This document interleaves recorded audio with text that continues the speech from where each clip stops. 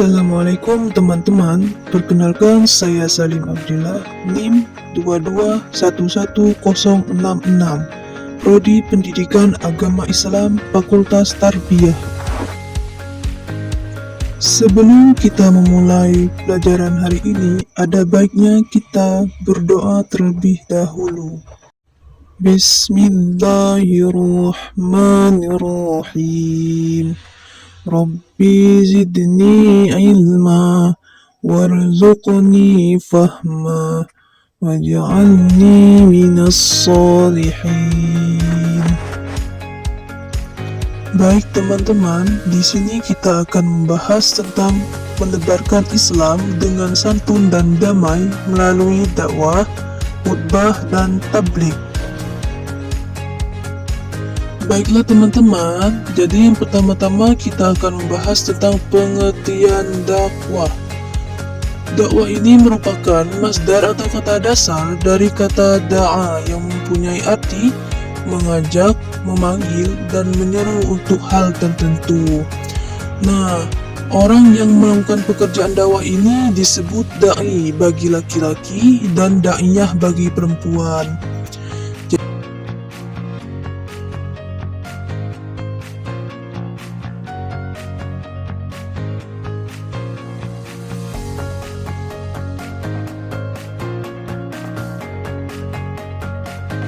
Jadi, dakwah ini sama halnya kita mengajak orang lain untuk taat kepada Allah. Di dalam Al-Quran telah diterangkan untuk kita agar mengajak orang lain untuk taat kepada Allah, seperti dalam Quran Surah Ali Imran ayat 104 yang berbunyi, Bismillahirrahmanirrahim. Waltakum minkum ummatun yad'una ilal khairi wa ya'muruna bil ma'ruf wa yanhauna 'anil munkar wa ulaika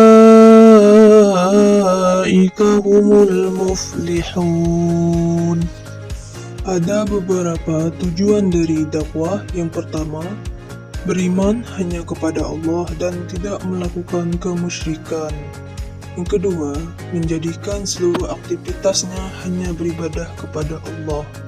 Yang ketiga, mengerjakan amal soleh dalam arti yang seluas-luasnya. Dan yang keempat, berakhlak mulia yang tolak ukurnya adalah Rasulullah SAW. Baik teman-teman, di sini kita akan membahas materi yang kedua, yaitu tentang khutbah. Di sini pengertian khutbah terbagi menjadi 3. Yang pertama yaitu kata khutbah. Jika berasal dari kata muhatabah yang berarti pembicaraan. Yang kedua, jika berasal dari kata al-khatbu berarti perkara besar yang diperbincangkan. Dan yang ketiga, khutbah dapat juga bermakna memberikan peringatan, pembelajaran, atau nasihat dalam kegiatan beribadah. Nah, jadi dapat disimpulkan bahwasanya khutbah ini merupakan menyampaikan pesan tentang takwa sesuai dengan perintah Allah dengan syarat dan rukun tertentu. Syarat-syarat khatib. Yang pertama yaitu Islam yang sudah baligh dan berakal sehat.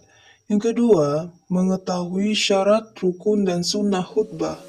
Yang ketiga, suci dari hadas, baik badan maupun pakaian, serta auratnya tertutup. Yang keempat, tartil dan fasih saat mengucapkan ayat Al-Quran dan hadis.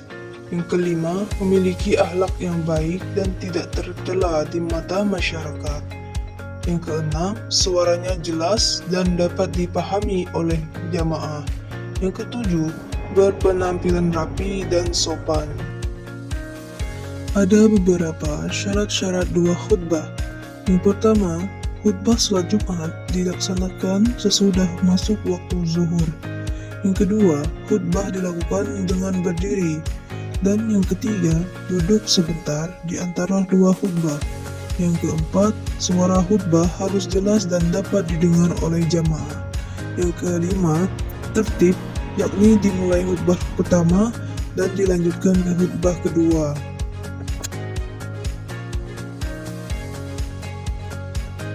Baik teman-teman, di sini kita akan melanjutkan tentang rukun khutbah.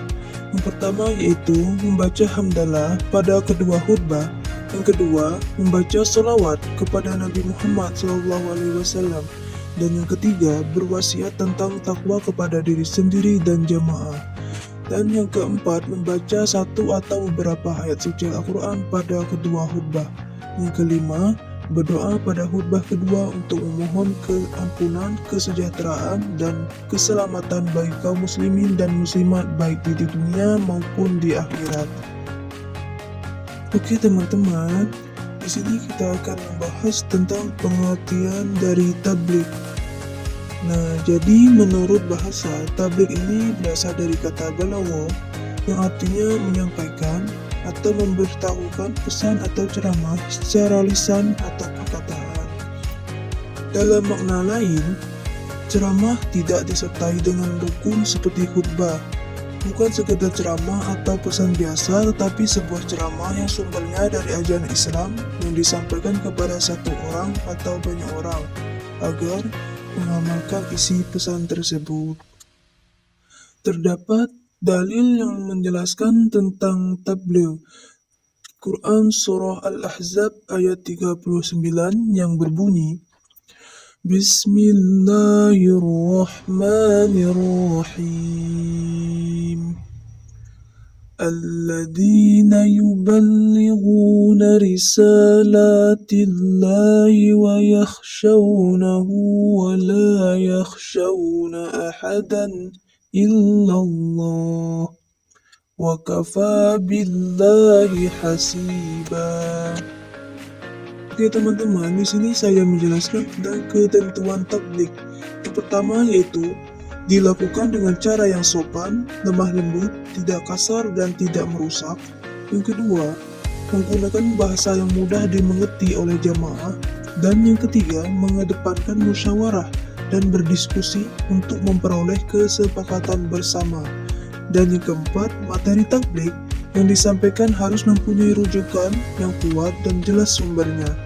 Dan yang kelima, disampaikan dengan penuh keikhlasan dan kesabaran, sejalan dengan situasi dan kondisi masyarakat, termasuk aspek psikologis dan sosiologis para jemaah. Dan yang terakhir, tidak menghasut orang lain untuk bermusuhan, berselisih, merusak, dan mencari-cari kesalahan orang lain.